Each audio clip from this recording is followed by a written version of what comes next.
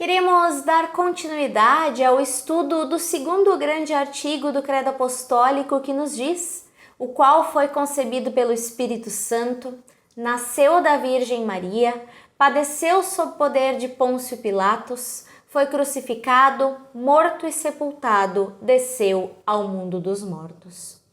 Quando nós confessamos dessa forma, nós estamos falando dos acontecimentos da vida de Jesus Cristo. E Jesus, o Filho de Deus, é aquele que foi concebido pelo Espírito Santo e nasceu da Virgem Maria. Assim afirmamos, pois queremos lembrar que Jesus ele não foi concebido por um pai e por uma mãe humanos, como nós o fomos, mas sim que o Filho de Deus, seu único Filho, foi enviado pelo Pai ao mundo pelo grande amor que ele tem por cada um de nós. Em Jesus, o nosso Deus se liga com o ser humano. Assim como dizem que é verdadeiramente humano, confessando nasceu da Virgem Maria, da mesma forma, as pessoas cristãs confessam ser Jesus Cristo verdadeiro Deus quando dizem o qual foi concebido pelo Espírito Santo. Jesus, ele não vem de baixo apenas, ele também vem de cima. Ou seja, Jesus, aquele que já estava com Deus desde a criação, vem ao mundo como Verbo encarnado, verdadeiramente homem e verdadeiramente Deus.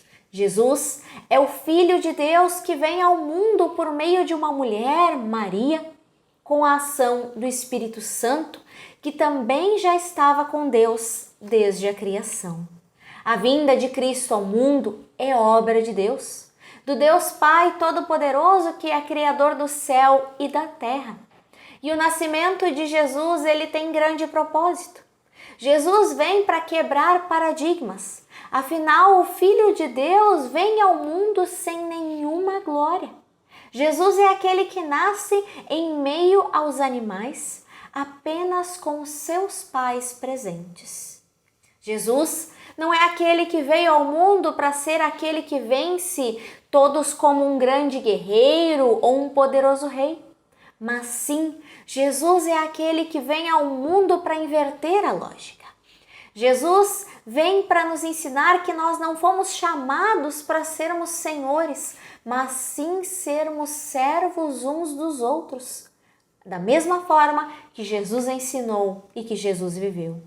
Essas atitudes Jesus ele demonstra em todos os atos da sua vida.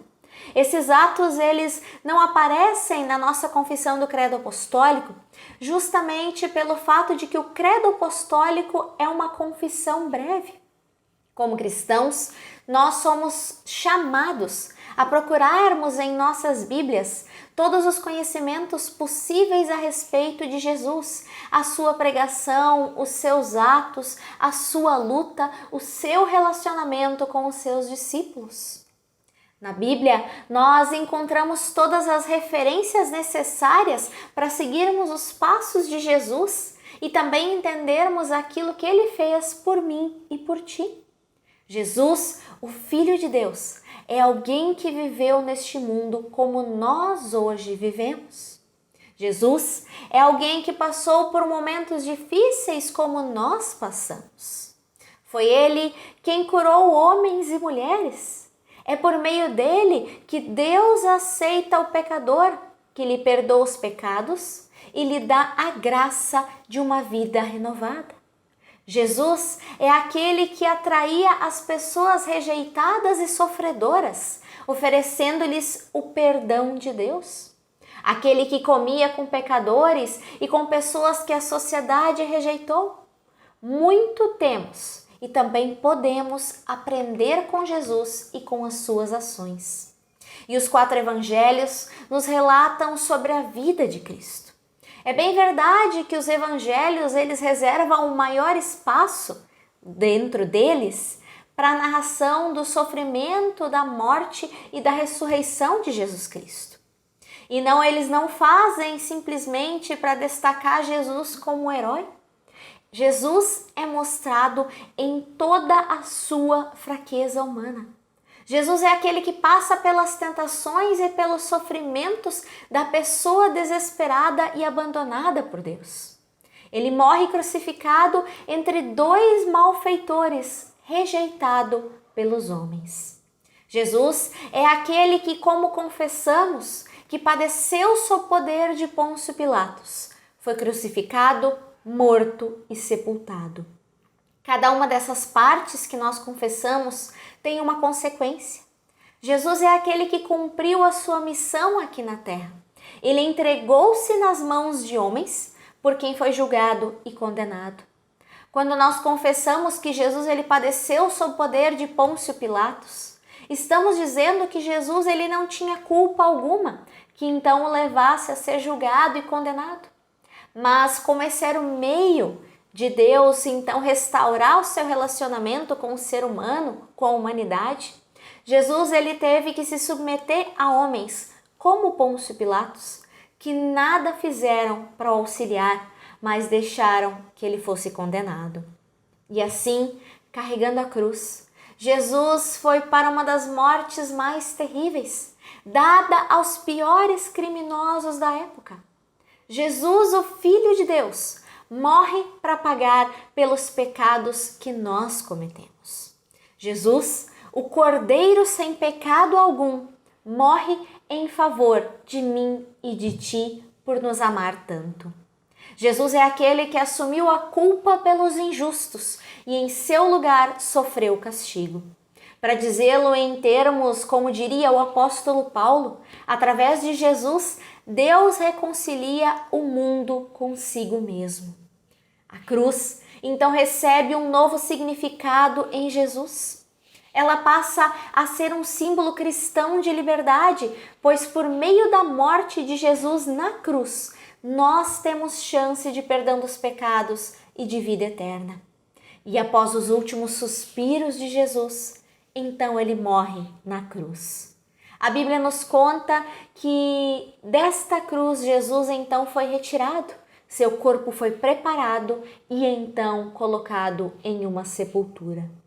Como cristãos, sabemos que Jesus ele não permaneceu ali morto. Sabemos o que aconteceu após, mas antes da sua ressurreição, confessamos no credo apostólico que Jesus desceu ao mundo dos mortos. Por qual motivo o Filho de Deus desceu ao mundo dos mortos? Jesus é aquele que desce ao mundo dos mortos, daqueles que já não mais estão em nosso meio, daqueles que vieram antes dele e prega. Com essa pregação, Jesus proporcionou a possibilidade de alcançar a salvação para aquelas pessoas falecidas antes da vinda dele. Jesus, então, dá a chance de salvação também àqueles que vieram antes dele. Vejam como o plano de Deus é pleno, como é perfeito e abrange todas as pessoas. Cristo, ele se evidencia como Senhor, um Senhor que tem autoridade sobre a morte, sobre o mundo dos mortos com essa atitude.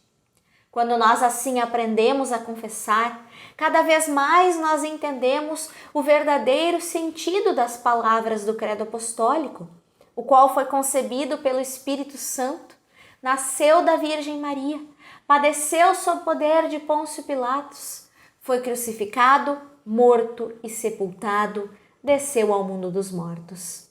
Que o Espírito Santo nos capacite para testemunharmos naquele que cremos sempre que nós fomos chamados a fazer.